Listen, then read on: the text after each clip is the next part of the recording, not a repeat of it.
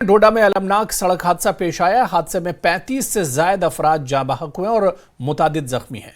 जख्मियों को जीएमसी जम्मू अस्पताल मुंतकिल किया गया है। कई जख्मियों की हालत तशवीशनाक है और बताया जा रहा है कि अमवात का आंकड़ा बढ़ सकता है, क्योंकि जो जख्मी हैं उनमें कई की हालत नाजुक बनी हुई है। और दो तस्वीरें आपके टीवी स्क्रीन पर हादसे से कुछ देर पहले की जो सीसीटीवी फुटेज है वो किस तरह से सीसीटीवी कैमरे में कैद हुई तस्वीरें वो भी आपको दिखा रहे हैं कि बस एक पुलिस नाके से गुजरी थी और वहां पर सीसीटीवी कैमरे में ये इस हादसे से पहले की तस्वीरें हैं। जो बस हादसे का शिकार हुई है उस बस की तस्वीरें हैं जो सीसीटीवी कैमरे में कैद हुई है। और दूसरी तस्वीर हादसे के बाद की तस्वीरें हैं जब ये गाड़ी एक रोड पर जाते हुए एक यूटर्न लेते हुए 250 से 300 गहरी खाई में जा गिरी और इसमें 35 से ज्यादा अफराद जाँ बहक हो गए और कई अफराद जख्मी बताए जाते हैं। लेकिन इस हादसे से ठीक पहले जब ये बस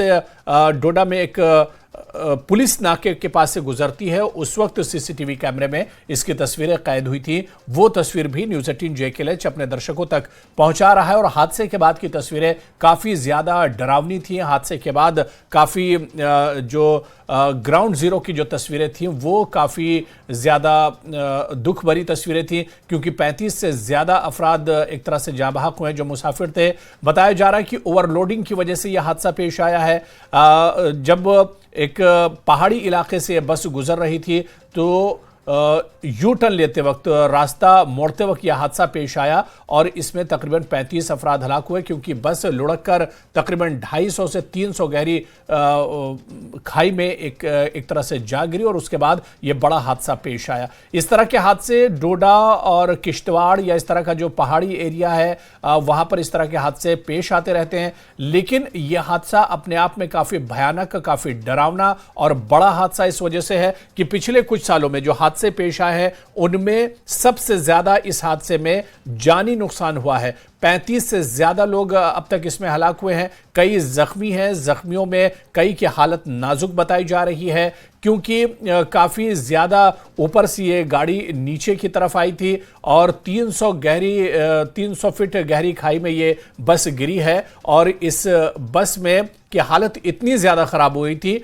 इतनी ज्यादा डैमेज हो गई थी कि बस को काट कर, एक तरह से कटर से काट कर जो डेड बॉडीज थी, जो लोग उसमें फंसे हुए थे, जो घायल थे, उन्हें एक तरह से बाहर निकाला गया है। और अब जम्मू जीएमसी में भी एक तरह से अब जो घायल हैं उन्हें भर्ती कराने के लिए लाया जा रहा है और उनका अच्छा इलाज यहां पर हो इस वजह से उन्हें लाया जा रहा है। दो तस्वीरें, एक ड्रोन की तस्वीर आपको दिखा रहे हैं। ड्रोन के जरिए जो तस्वीर ली गई है हादसे के बाद की तस्वीरें हैं, जब रेस्क्यू ऑपरेशन चल रहा था ड्रोन के जरिए से काफी ऊपर से यह तस्वीर ली गई है। और दूसरी तस्वीर आपको हम दिखा रहे हैं जब हादसे से पहले यह बस एक पुलिस नाके के पास से गुजरती है तो इस नाके पर लगे सीसीटीवी कैमरे में यह तस्वीर कैद हो जाती है, जो हादसे से ठीक पहले की यह तस्वीर बताई जा रही है। तो दो तस्वीरें आपको दिखा रहे हैं, दो अद्भुत तस्वीरें हैं। एक हादसे से पहले की तस्वीर है कि किस तरह से जो मुसाफिर इनमें बैठे थे उन्हें नहीं पता था कि अगले पल उनका इतना खतरनाक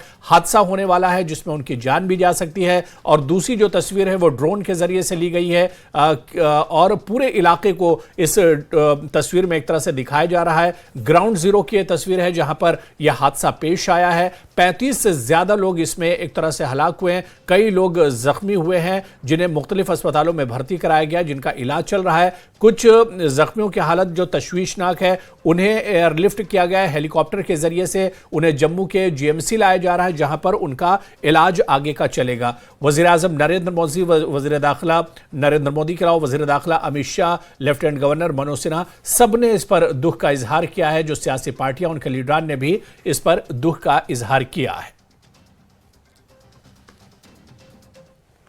जीएमसी में मौजूद हो, जीएमसी के मेडिकल सुपरिटेंडेंट हमारे साथ मौजूद हैं। सर, क्या इंफॉर्मेशन है, कितने इंजर्ड यहाँ पे आने वाले हैं और क्या तैयारियां हैं? हमारे पास अभी इंफॉर्मेशन ये है कि हमारे यहाँ 4 पेशेंट जो हैं एयरलिफ्ट होके आ रहे हैं, जिनके लिए हम रेडी हैं। जैसे ही वो हमारे टेक्निकल एयरपोर्ट पे पहुंचेंगे, हमारी व्हीकल्स ऑलरेडी वहाँ वेटिंग में हैं। वो CM director health services CMO Jammu ने अरेंज कर रखा है। वो पेशेंट जब हमारे पास आएंगे तो हमारी जो रेडीनेस होनी चाहिए उसके हिसाब से जो चीज़ें उनको चाहिए हम उसके साथ प्रिपेयर्ड हैं। सर डिजास्टर वार्ड है, एक्सरेज हैं और ये जो पेशेंट असॉर्टेड हैं, ये पेशेंट आइडेंटिफाइड हैं, ट्राई करने के बाद आ रहे हैं डोडा मेडिकल कॉलेज के साथ, वो उनको आईसीयू जो भी चाहिए वो हमारे पास अवेलेबल है and we are ready for. केवल 4 लोग क्रिटिकल हैं या बाकी लोग भी आने वाले हैं? कुछ पहले जो आंकड़ा आया था वो 20 का आया था। नहीं सर, हमारे को 4 की ही इन्फॉर्मेशन है। अच्छा, अभी अगर 20 भी आएंगे तब भी हम प्रिपेयर्ड है sir.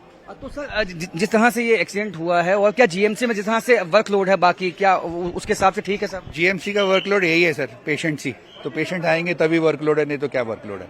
We are prepared sir. तो प्रिपेयर्ड हैं बिल्कुल, जैसे ही पेशेंट्स आएंगे और 4 जो क्रिटिकल पेशेंट्स हैं वो एयरलिफ्ट करके जीएमसी पहुंचने वाले हैं, ये कहना है मेडिकल सुपरिटेंडेंट का। और जो तैयारियां हैं उसके लिए स्वास्थ्य सुविधाएं मुहैया करवाने की वो भी की जा चुकी है। कैमरामैन आशु के साथ वाजिद बैग, न्यूज़ 18 जम्मू। और उधर डोडा के सरपंच मोहम्मद अशरफ ने हादसे पर क्या कहा, आइए सुनाते हैं। जम्मू के लिए बस जा रही थी और 55 लोग इसमें सवार थे, जो कि मतलब 36 लोग मौके पे ही चले गए हैं सर। उसमें भी मतलब बाकी रेफर किए हैं सर, उनमें भी बता रहे हैं कि कुछ डेड हो गए हैं सर। सर ये कोई आज तक कोई 10 हादसे हो गए सर। एडमिटेशन को सर, यहाँ की एडमिटेशन को कोई टस से मास नहीं हो रही है, क्योंकि ये रोड सर, मैंने इसके लिए 2 वार्डों का पैसा भी दिया था, 6.5 लाख रुपया सर। 12 घंटे मशीन चली और 12 घंटे के बाद मुझे पता नहीं है किस वीडियो ने और किस एक्शन ने और किस जेई ने उस पैसे को खुद किया और ये रोड नहीं बनाया। 12 घंटे कुल मशीन चली, जबकि यहाँ तक मैंने खुद बनाया था। उसके बाद ठेकेदार यहाँ पे काम छोड़ के चले गया। और पीछे ही मतलब पिछले दिन की बात है, कोई 4-5 दिन पहले, 2-3 महीने पहले एक्सीडेंट हुआ यहाँ पे। बड़ी बड़ी मतलब एक्सीडेंट ऐसी बड़े जाने चले गए। एडमिटेशन को टस से मास नहीं हो रही है, क्योंकि इस रोड पे मतलब इतने एक्सीडेंट होते नहीं थे जब से ये रोड बना खाली। और उधर वजीर आजम नरेंद्र मोदी ने ट्वीट करके डोडा हादसे पर दुख का इजहार किया है। उन्होंने अपने ट्वीट में लिखा कि जम्मू कश्मीर के डोडा में बस हादसा काफ़ी अफसोसनाक खबर है। उन्होंने खानदानों से ताज़ियत की जिन्होंने अपने करीबी और अजीज़ों को इस हादसे में खो दिया। उन्होंने लिखा कि मेरी दुआ है कि जख्मी जल्द सेहतयाब हों। मरने वालों के अहल खानों को PM NRF एक्स ग्रेशिया से 2 लाख रुपये और जख्मियों को 50,000 रुपये दिए जाएंगे। तो उधर डोडा हादसे की वजह से बदकिस्मती कीमती जानों के ज़िया के बारे में जानकर गहरा दुख हुआ है। मकामी इंतजामिया इस रेस्क्यू ऑपरेशन कर रही है जहां बस हादसा पेश आया। वज़ीर दाखिला अमित शाह ने भी ट्वीट करके कहा है कि मरने वालों के अहले खाना से दिली ताज़ियत और जख्मियों को जल्द सेहतयाबी के लिए दुआ गो हों। उधर जम्मू कश्मीर के लेफ्टिनेंट गवर्नर मनोज सिन्हा ने भी डोडा हादसे पर दुख का इजहार किया है। उन्होंने ट्वीट करके हादसा मुतासरीन के साथ ताज़ियत की। उन्होंने कहा कि हादसा मुतासरीन को एक्स ग्रेशिया फराहम किया जाएगा। और इस बीच मरकजी वजीर डॉक्टर जितेंद्र सिंह ने डोडा हादसे पर काफ़ी दुख का इजहार किया। उन्होंने ट्वीट में लिखा कि हादसे के मकाम से DC डोडा S अरविंदर सिंह से अपडेट शेयर करते हुए दुख हुआ है। बदकिस्मती से 35 से ज़ायद अफराद जाबहक और मुतादिद ज़ख्मी हुए हैं, जिनमें से कई ज़ख्मियों की हालत तशवीशनाक है। डॉक्टर जितेंद्र सिंह ने मुतासरीन के अहले खाना के साथ इजहारी यकजहती किया है। निश्चय ही दर्दनाक भी है, शॉकिंग भी है। एक बस थी जो किश्तवाड़ से होती हुई जम्मू की तरफ जा रही थी। रास्ते में डोडा का नगर आता है, उसके आगे चलते हुए थोड़ा आगे जाकर के अस्सर नाम का छोटा सा कस्बा है। और इत्तेफाक से मेरा जो अपना नेटिव विलेज है पुश्तैनी गांव कलोता, उसके भी काफ़ी नज़दीक है। वहाँ पर इस बस की दुर्घटना हुई। लगभग 300 फुट नीचे ये खाई में गिर पड़ी। और जैसी समाचार मिला, हमारे कार्यकर्ता भी और सामाजिक सेवक भी वहाँ पर उपस्थित हो गए। अपनी अपनी तरफ से जितना यथाशक्ति यथा योग्य रेस्क्यू और राहत की सेवाएं भी देने लग गए। कलेक्टर जो वहाँ के हैं हरविंदर सिंह, एक नौजवान होनहार IAS ऑफिसर है, उनके साथ मेरा उसी समय संपर्क हुआ। वो निकल चढ़ पड़े थे उस स्पॉट की तरफ। फिर स्पॉट पर पहुँचने के बाद निरंतर अभी भी वो हमारे साथ संपर्क में है। 36 लोगों ने अपनी जान खोई ऑन दी स्पॉट और 19 जो जख्मी हुए उनमें से 6 की हालत ज़्यादा गंभीर है। कुछ को गवर्नमेंट मेडिकल कॉलेज अस्पताल डोडा में शिफ्ट किया गया है, कुछ को जम्मू करवाया जा रहा है। हर प्रकार की राहत सेवा दी जा रही है। प्रधानमंत्री श्री नरेंद्र मोदी जी ने भी अपना अफसोस जाहिर किया है। प्रधानमंत्री रिलीफ फंड से 2 लाख एक्स ग्रेशिया मृतकों के परिवारों को और 50,000 जख्मियों को भी देने का उन्होंने ऐलान किया है। लेकिन हम सब शोक की घड़ी में इस समय बिल्कुल इस तरह से एकदम हम we were taken by surprise, और निश्चय ही खोई हुई जान की कोई भरपाई तो नहीं हो सकती, लेकिन प्रशासन भी और समाज के लोग भी पूरी तरह से अपनी यथाशक्ति यथासंभव राहत कार्यों में लगे हुए हैं। तो उधर कांग्रेस लीडर प्रियंका वाड्रा ने ट्वीट करके दुख का इजहार किया है। उन्होंने ट्वीट में मरने वालों की आत्माओं के लिए शांति की दुआ की। प्रियंका ने सोगवार खानदानों से ताज़ियत का इजहार किया। उन्होंने लिखा कि मैं जख्मियों की जल्द सेहतयाबी के लिए दुआ गो हूं।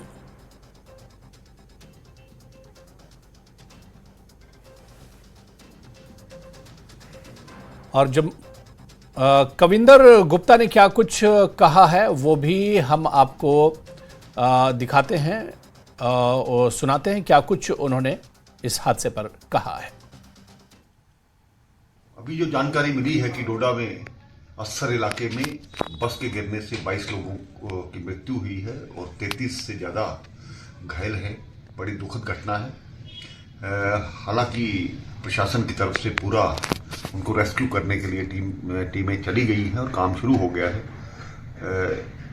मैं सभी के परिवारों के प्रति संवेदना व्यक्त करता हूं और जांच के बाद ही ये संभव हो पाएगा कि क्या हुआ था, लेकिन वाकई में इस प्रकार की घटना होना अपने आप में बड़ा दुखदायी विषय है। तो खबरों का सिलसिला जारी रहेगा, लेकिन यहां पर रुकेंगे बहुत छोटे से ब्रेक के लिए।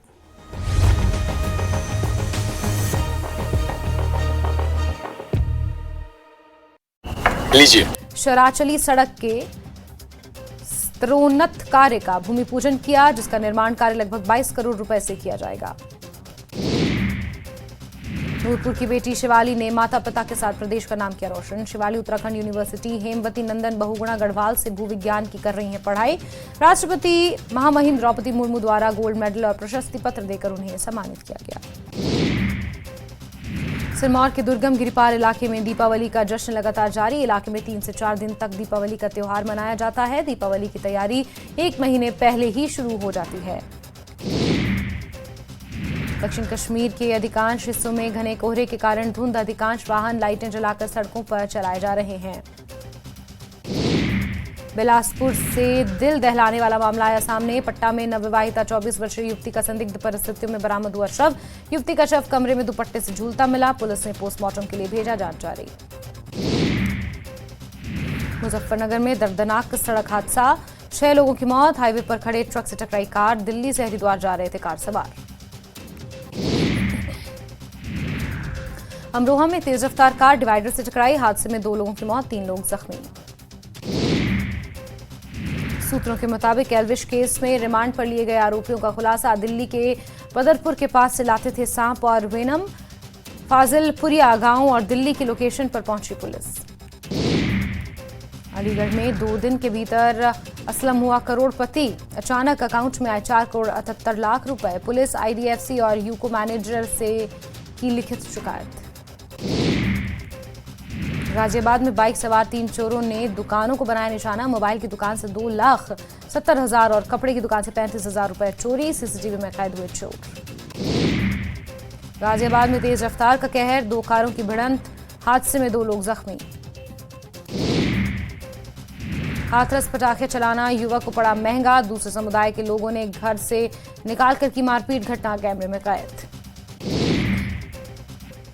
राजौरी के थाना मंडी में पकड़ा गया भगौड़ा। पुलिस को थी लंबे समय से तलाश।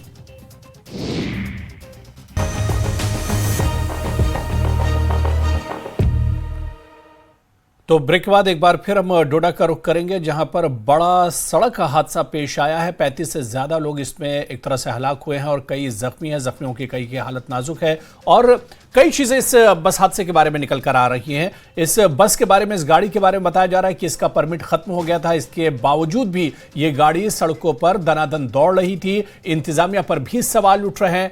आपको बता दें कि जब इस गाड़ी का परमिट खत्म हो चुका था तो इस पर आखिर रोक क्यों नहीं लगी?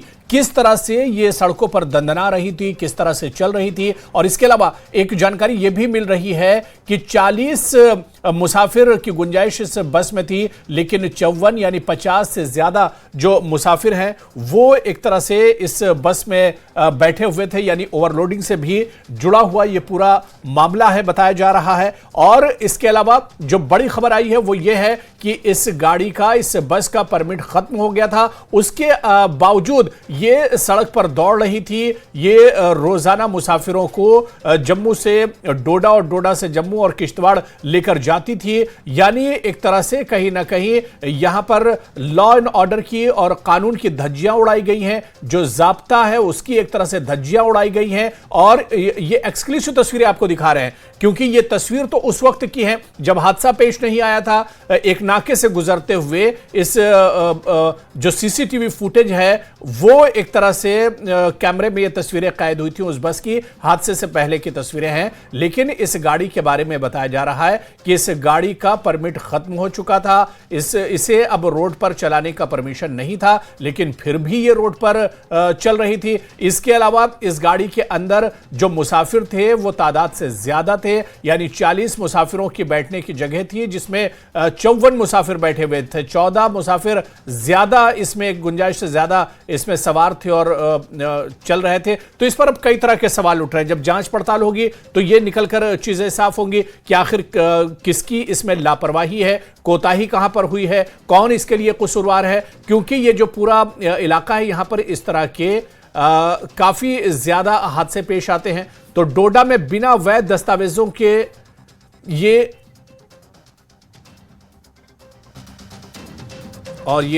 एक्सक्लूसिव तस्वीरें आपको दिखा रहे हैं। डोडा में बिना वैध दस्तावेजों के गाड़ी चल रही थी। हादसे का शिकार होने वाली जो बस है ये बगैर बिना वैध दस्तावेजों के चल रही थी। इसके पास वैलिड डॉक्यूमेंट्स नहीं थे।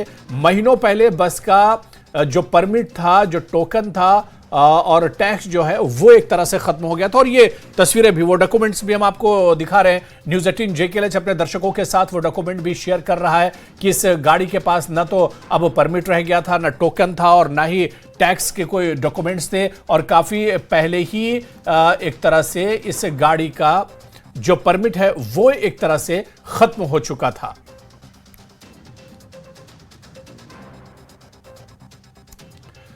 तो डोडा में अलमनाक सड़क हादसा पेश आया। हादसे में 35 से ज्यादा अफराद हलाक हुए हैं, कई जख्मी हैं। जख्मियों को GMC जम्मू एक तरह से मुंतकिल किया जा रहा है। कई जख्मियों की हालत तशवीशनाक बनी हुई है और यही वजह है, कहा जा रहा है कि अमवात का आंकड़ा बढ़ सकता है। न्यूज़ 18 JKLH को जानकारी मिली है कि बस का फिटनेस जो परमिट था, जो इंश्योरेंस था, ये तमाम चीजें खत्म हो चुकी थी। इसके बावजूद बस लगातार इस रूट पर चल रही थी। यह हादसा कहीं ना कहीं महकमे ट्रैफिक पर भी सवालिया निशान खड़ा करता है। जब गाड़ी का परमिट खत्म हो गया तो वो किस तरह से सड़क पर दौड़ रही थी, किस तरह से वो मुसाफिरों को ढो रही थी, इस पर भी सवाल खड़ा होता है। और इसके परमिट के अलावा अगर बस में मुसाफिरों की गुंजाइश की बात की जाए तो 40 मुसाफिरों की जगह 54 मुसाफिर इस गाड़ी में सवार थे जो गाड़ी हादसे का शिकार हुई है। तो कई तरह के सवाल उठ रहे हैं। कई बड़ी और अहम जानकारियां भी निकल कर आ रही हैं। न्यूज़ 18 JKLH के पास जो जानकारी इस गाड़ी के फिटनेस के बारे में है, इसके परमिट और इंश्योरेंस के बारे में है, वो यही है कि इस गाड़ी का परमिट और इंश्योरेंस खत्म हो चुका था। इसके बावजूद भी ये गाड़ी सड़क पर दंदना रही थी, ये गाड़ी सड़क पर एक तरह से चल रही थी। और यही वजह है कि ये मुसाफिरों की जान के साथ एक बड़ा खिलवाड़ किया गया और इतना बड़ा हादसा एक तरह से पेश आया है, जिसमें 35 से ज्यादा जानी कीमती जो जाने हैं वो एक तरह से चली गई हैं। कई लोग जख्मी हैं, कई घायल हैं, जो अभी भी मौत और जिंदगी के बीच एक तरह से उनकी जंग जारी है। तो गुनहगार कौन है, इसके लिए जिम्मेदार कौन है, इस पर भी एक तरह से जब जांच पड़ताल होगी तो चीजें निकलकर सामने आएंगी। लेकिन इसमें कहां पर कोताही हुई है, कौन इसके लिए जिम्मेदार है, इस पर भी एक तरह से सवाल उठाए जा रहे हैं। तो एक्सक्लूसिव तस्वीरें आपको दिखा रहे हैं। जो डॉक्यूमेंट्स हैं इस गाड़ी के वो भी हम आपको दिखा रहे हैं कि इस गाड़ी का परमिट और इंश्योरेंस बहुत पहले खत्म हो चुका था, लेकिन उसके बावजूद भी ये गाड़ी सड़क पर दौड़ रही थी और चल रही थी।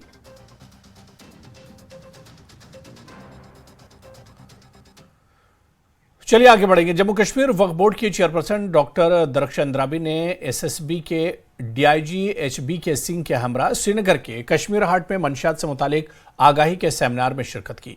कश्मीर को बचाएं, मुस्तकबिल को बचाएं एक एनजीओ ने यह पहल की। इस मुहिम का मकसद मंशियात की लानत के बारे में आगाही पैदा करना और नौजवानों को सेहतमंद मंशियात से पाक तर्ज जिंदगी की वकालत करने में अपने साथियों के दरमियान के तौर पर काम करने की तरगीब देना है। दरख्शान द्राबी ने कहा कि इस खतरे ने पूरी वादी को अपनी लपेट में ले रखा है। पहले दहशतगर्दी ने कश्मीरी नौजवानों के ख्वाब छीन लिए और अब मंशियात ने। एसएसबी डीआईजी ने कहा कि हमें सिविल सोसाइटी के लोगों को शामिल करने की जरूरत है, बशमुल मकामी मसाजिद के मौलवी हजरात भी इसमें शामिल हों। आज आए दिन आप देखते हैं कि बच्चे सड़कों पे मर रहे हैं। वो ऐसे नहीं मर रहे हैं, कोई बीमारी नहीं है उनको या ड्रग नहीं मिल रहा है या वो नशे की लत में ऐसे तबाह हो चुके हैं कि अब उनको बस मौत की आगोश में ही जाना हो रहा है।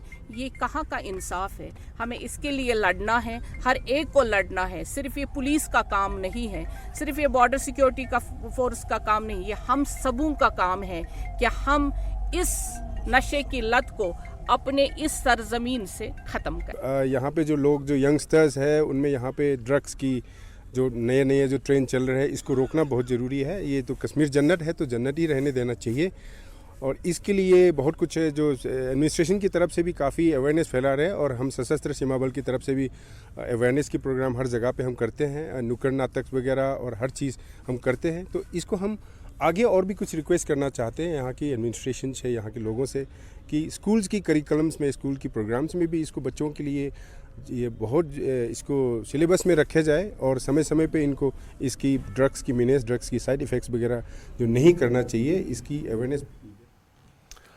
कर्नाटक में हिजाब पर पाबंदी से मुतालिक नेशनल कॉन्फ्रेंस के नायब सदर उमर अब्दुल्ला के बयान पर कांग्रेस ने रद्द अमल जाहिर किया है। न्यूज़ 18 जेकेएल से बात करते हुए कांग्रेस के तर्जुमान मीम अफजल ने कहा कि भर्ती के इम्तिहानात के पेश नज़र ब्लूटूथ को छुपाकर ले जाने को रोकने की जरूरत है, इसलिए हिजाब को लेकर यह कदम उठाया गया था। उन्होंने कहा कि इस मसले के हल के लिए कोई और रास्ता निकाला जाएगा। नेशनल कॉन्फ्रेंस के उपाध्यक्ष उमर अब्दुल्ला के द्वारा कर्नाटक में सर पर कपड़ा ढांपने को लेकर बयान दिया गया है। ज्यादा बातचीत के लिए हमारे साथ हैं कांग्रेस प्रवक्ता मीम अफजल साहब। उमर अब्दुल्ला ने कहा है कि ऐसा बीजेपी की सरकारों में होता था, सर पर कपड़ा रखना ये संस्कृति रही है, मुसलमानों को क्यों निशाना बनाया जाता है?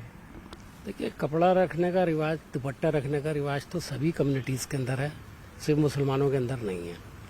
लेकिन चूंकि कर्नाटक के अंदर पहले ये बड़ा इशू बन चुका है हिजाब के नाम पर और काफ़ी इसके अंदर जो है माहौल ख़राब हुआ था, तो आज जाहिर है कुछ लोग इस बात का नोटिस ले रहे हैं।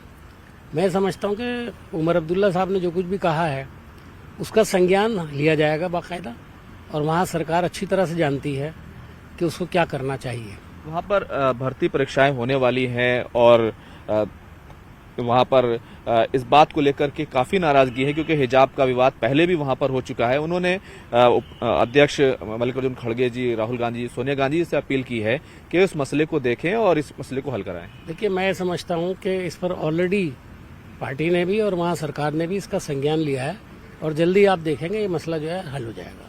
लेकिन वो इस तरह का आरोप लगा रहे हैं कि बीजेपी की सरकार में तो हो सकता था लेकिन कांग्रेस सरकार में ऐसा हो रहा है। देखिए, उसकी एक टेक्निकल वजह जो बताई गई है वो ये बताई गई है कि ब्लूटूथ जो है वो लगाया जा सकता है कहीं पर भी। इस तरह से अगर ब्लूटूथ लगा के कोई पहुंच जाएगा तो जाहिर है वो ऑब्जेक्शनेबल तो है ही, लेकिन उसके लिए कोई वाया मीडिया निकाला जा सकता है। कैमरामैन प्रहलाद के साथ Khurram Shahzad. Kupwara boys higher secondary school में महकमा तालीम की जानिब से कल्चर को फ़रोग देने के लिए एक प्रोग्राम का इनेकाद किया गया। इस मौके पर बच्चों ने अपनी मादरी ज़बान में गीत पेश किए। इस तकरीब का मकसद दूरदराज इलाकों में रिहाइश पसीर तलबा और तालिबात की तालीम के साथ साथ मौसीकी की दुनिया में अपना नाम कमा सकें। इस दौरान बेहतरीन कारकर्दगी दिखाने वाले बच्चों को असनाद से नवाजा गया। कॉन्फ्रेंस में additional deputy commissioner Kupwara Ghulam Nabi Bhatt और चीफ एजुकेशन अफसर कुपवाड़ा अब्दुल हमीद फानी ने बेहतरीन कारकर्दगी दिखाने वाले बच्चों में इनामात तकसीम किए। हमारे मुल्क में एजुकेशन के हवाले से बहुत तरक्की हो रही है। ये नए जो इनोवेशंस है ये बहुत अच्छी चीज़ें हैं। इससे जो है पूरी कम्युनिटी इसमें इन्वॉल्व की जाती है, ताकि ये जो हमारा बहुत बड़ा इनिशिएटिव है एजुकेशन का, जो बहुत बड़ा हमारा एक कार्य है, सरकारी तौर, गैर सरकारी तौर, अवामी तौर, शिक्षा का, आपको पता है शिक्षा का कितना रोल होता है एक मुल्क में, तो इसमें कम्युनिटी का भी एक ज़बरदस्त रोल है। टीचर ही स्टेक होल्डर नहीं है एजुकेशन के, सिर्फ मुलाजमी नहीं है, फिर सिर्फ गवर्नमेंट ही नहीं है, बल्कि PRIs भी इसके ये क्या कहते हैं म्यूनिसिपल के लोग भी चुने हुए नुमाइंदे। मुझे जापान की एक मिसाल याद आती है कि जब वहाँ पे बम गिरा गया, उन्होंने उस वक्त भी कहा था कि टीचर्स को बचाओ और डॉक्टरों को बचाओ। तो मैं यहाँ से इसका ये मतलब लेता हूँ कि डॉक्टर्स और टीचर्स को जो बचाने वाले थे वो हमारे लीडर थे, वो हमारे PRI से गए हुए लीडर थे जिन्होंने उनकी बचाने की बात की है। इसीलिए PRIs का बहुत ज्यादा रोल है, पेरेंट्स का बहुत ज्यादा रोल है कि अपने बच्चों को, जो फाइनली बच्चे को ही हमने ये क्या।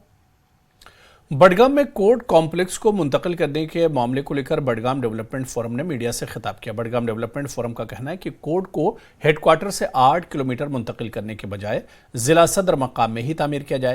उन्होंने कहा कि इसके लिए उन्होंने 2 मकामात पर आराजी दस्तयाब रखी है। डेवलपमेंट फोरम के सदर गुलाम मोहम्मद हमदर्द ने कहा कि उन्हें यह समझ नहीं आ रहा है कि कोर्ट को अचगाम मुंतकिल करने को लेकर बार एसोसिएशन क्यों वाजिद है।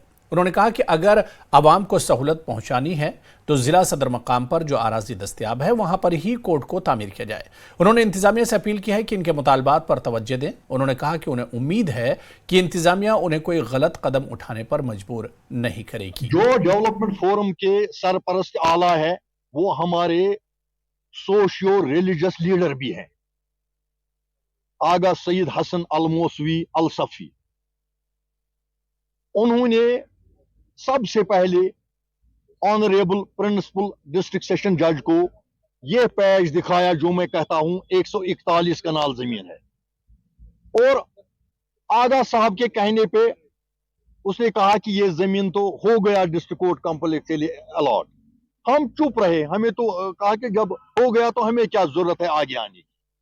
लेकिन जब हमें पता चला कि वो जमीन का पैच हाई कोर्ट तक गया ही नहीं है, उसकी इंफॉर्मेशन ही नहीं गई है उधर तक, इसीलिए डिस्ट्रिक्ट डेवलपमेंट फोरम को मैदान में आना पड़ा, रिप्रेजेंटेशन करनी पड़ी ऑनरेबल चीफ जस्टिस साहब के साथ को, जो एडमिनिस्ट्रेटिव जज साहिबा है उसको, जो वहां पे रजिस्ट्रार जनरल है उसको, और जो divisional commissioner, deputy commissioner, revenue commissioner, जो हमारे लॉ कमिश्नर, उन सबों को हमने मुतल्ला किया है क्या जनाब हमारे डिस्ट्रिक्ट हेडक्वार्टर पे 141 कनाल जमीन एक ही जगह पे मौजूद है, तो कोई जरूरत नहीं है इस कोर्ट कॉम्प्लेक्स को 8.5 किलोमीटर दूर रिलोकेट करने का। अब तो सबों को इंफॉर्मेशन मिल गई है और हम पुरुमेद हैं। उन्होंने इत्मीनान दिया है, उन्होंने हमें यकीन दहानी की है कि जो रिलोकेशन होगी। फिर भी हम गुजारिश करना चाहते हैं ऑनरेबल डिस्ट्रिक्ट सेशन जज बडगाम से कि वो भी अपना कलीदी किरदार। जिला बांडीपुरा के सदरकोट बाला इलाके में मकामी लोगों ने बैक टू विलेज प्रोग्राम के हवाले से नाराजगी जाहिर करते हुए कहा कि उनके इलाके में अफसरान के बजाय आम मुलाजमीन प्रोग्राम में शिरकत कर रहे हैं, जबकि मसाइल का हल अफसरान ही कर सकते हैं। इलाके के मकीनों का कहना है कि बैक टू विलेज प्रोग्राम में आला अफसरान को होना चाहिए ताकि वो शिकायत सुने और उनके इजाले की कोशिश करें। मकामी लोगों ने यह भी कहा कि बैक टू विलेज प्रोग्राम मरहलावार होना चाहिए ताकि अफसरान हर गांव में पहुंच पाएं और लोगों की शिकायत सुनकर उनकी राह तलाश कर सके।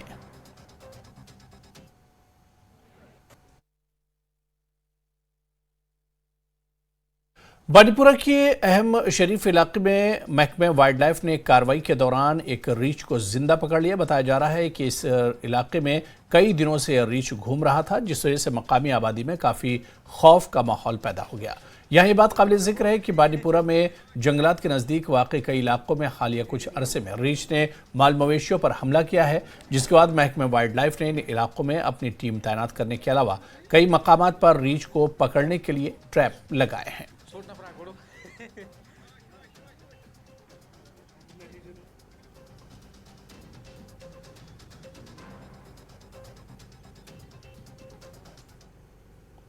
डायरेक्टर एग्रीकल्चर मोहम्मद इकबाल चौधरी ने पामपुर का दौरा करके ज़ाफ़रान की फूलों की चुनाई का जायजा लिया। इस मौके पर उन्होंने न्यूज़ 18 को जानकारी फराहम करते हुए कहा कि इस साल ज़ाफ़रान की पैदावार में काफ़ी हद तक इजाफा हुआ है। उन्होंने बताया कि महकमे की जानिब से किसानों को सहूलियात पहुंचाने के लिए तमाम इंतजाम किए गए हैं। इस साल अक्टूबर के महीने में जो 3 बार अपर रीचेस के ऊपर स्नोफॉल हो गया और लोअर रीचेस में बारिशें हुई, उसकी वजह से हमारे जो सैफरान के फ्लावर थे वो थोड़े से डिले हुए और हमारे किसान भाइयों को शायद ये कुछ खदशात थे कि शायद इस साल अच्छे फूल ना निकले। लेकिन अल्लाह तबारक ताला का शुक्र है कि जितने भी सालों के कार ज़मीन के अंदर थे, क्योंकि बड़ी अच्छी बारिशें हो गई थी इस साल, तो फूल जो थे जो कि 15 से 20 दिन में ही ख़त्म हो जाया करते थे, इस साल वो पीरियड जो था वो बड़ा प्रोलॉन्ग हुआ और हमारे फार्मर जो हैं जहाँ पर भी अच्छे फ्लावर किसानों को खेतों से मिले हैं, जिन लोगों ने भी अच्छे तरीके से इसके इंटरकल्चर ऑपरेशंस किए थे और कुदरत की तरफ से जो बारिश का ये ज़ख़ीरा किसानों को मिला था, इसके लिए किसानों ने 5 से 7 बार एक एक खेत से फूल चुने। और आप अभी भी देख रहे हैं कि जिस खेत के बीच में हम खड़े हैं कि अभी भी यहाँ किस मकदार में फूल हैं और अल्लाह का शुक्र है कि पिछले बहुत सालों के बाद इस साल इतने अच्छे सैफरान के फूल जो हैं वो खेतों में देखने को मिले। और इसी तरीके से कोशिश हम ये कर रहे हैं कि वैसे कौन से इंटरवेंशन की ज़रूरत है कि जिसकी वजह से किसानों का ये जो सैफरान जो है इसकी क्रॉप की प्रोडक्टिविटी जो है ये और भी बढ़े। तो UT of Jammu and Kashmir government लगातार कोशिश में लगी है कि किस तरीके से चाहे इनके इरिगेशन का मसला हो या किस तरीके से डिफरेंट टाइम्स के ऊपर इनको अवेयरनेस प्रोग्राम देने की ज़रूरत है। एक मॉडस ऑपरेंडी डिटेल जो है वो चाको। और चलिए एक बार फिर से डोडा हादसे की बात करेंगे। डोडा में अलमनाक सड़क हादसा पेश आया। हादसे में 35 से जायद अफराद जाँ बहक हुए, हलाक हुए हैं और कई अफराद के जख्मी होने की खबर है। और आपको बता दें कि इस हादसे को लेकर अब कई चीजें निकल कर सामने आ रही हैं। आपको एक्सक्लूसिव तस्वीरें न्यूज़ 18 JKL के टीवी स्क्रीन पर दिख रही हैं।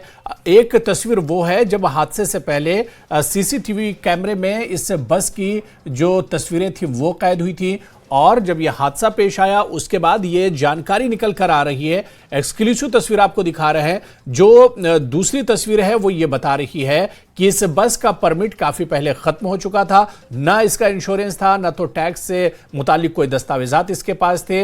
यानी एक तरह से धज्जियां उड़ाई जा रही थी लॉ एंड ऑर्डर की और इसके अलावा जो जाब्ते हैं उनकी धज्जियां एक तरह से उड़ाई जा रही थी, कायदे कानून की धज्जियां उड़ाई जा रही थी। इस बस के कोई डॉक्यूमेंट्स नहीं थे पास में और इसके अलावा कोई परमिट नहीं था। इसके बावजूद बगैर परमिट के ये गाड़ी सड़कों पर दौड़ रही थी, यानी लोगों की जानों के साथ एक तरह से खिलवाड़ हो रहा था। लेकिन बड़ा सवाल यही है कि आखिर इंतजामिया क्या कर रहा था, ट्रैफिक इंतजामिया कहां था और किसी ने किसी की इस पर आखिर नजर क्यों नहीं गई या जानबूझकर एक तरह से इसे दरकिनार किया गया, यह भी एक बड़ा सवाल है। और एक जानकारी यह भी निकल कर आई थी कि जो गुंजाइश बस में थी, यानी 40 लोगों के बैठने की जगह बस में थी, लेकिन बस में जो हादसा जिस बस का हुआ इसमें 54 लोग सवार थे, यानी गुंजाइश से ज्यादा लोग इस बस में सवार थे। ओवरलोडिंग से भी जुड़ा हुआ यह पूरा मामला था।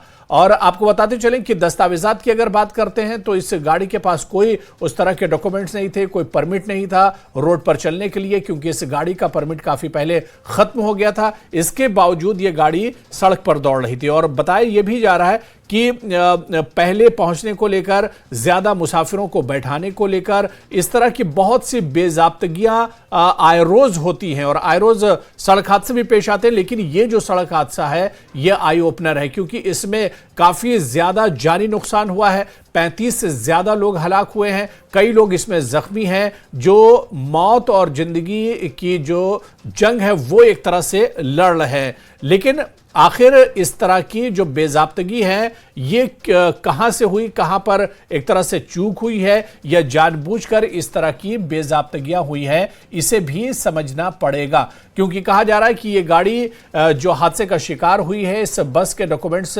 नहीं थे, इसका परमिट बहुत पहले एक तरह से खत्म हो चुका है। इस गाड़ी के परमिट की जो डिटेल है वो भी हम आपको एक्सक्लूसिव तौर पर टीवी स्क्रीन पर दिखा रहे हैं कि इसका परमिट काफी पहले खत्म हो चुका था। इंश्योरेंस, टैक्स से रिलेटेड जो भी डॉक्यूमेंट्स है वो एक तरह से पूरे तौर से खत्म हो चुके थे।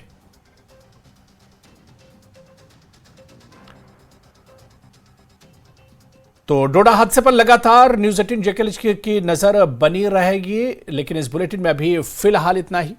आदाब।